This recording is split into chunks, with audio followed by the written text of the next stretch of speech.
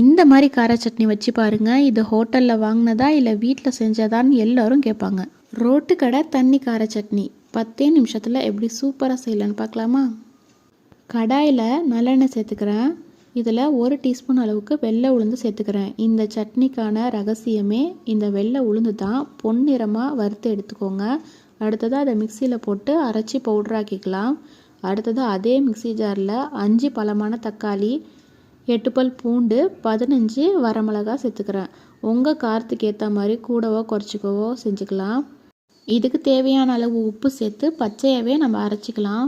அடுத்ததாக கடாயில் எண்ணெய் நல்லெண்ணெய் சேர்த்து கடுகு, கருவேப்பிலை, கொஞ்சமாக பெருங்காயத்தூள் சேர்த்து தாளிச்சிட்டு நாம் அரைச்சி வச்சுருக்க அந்த உளுந்து தக்காளி பேஸ்ட்டை இதில் சேர்த்து 1 டம்ளர் தண்ணி ஊற்றி கொதிக்க விட்டு இறக்குனா மணக்க மணக்க அருமையான ரோட் சைட் கார சட்னி ரெடி.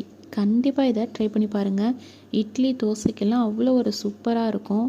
இந்த ரெசிபி உங்களுக்கு பிடிச்சிருந்தா மறக்காமல் நம்ம சேனலில் லைக் பண்ணி சப்ஸ்கிரைப் பண்ணுங்கள். தேங்க்ஸ் ஃபார் வாட்சிங்.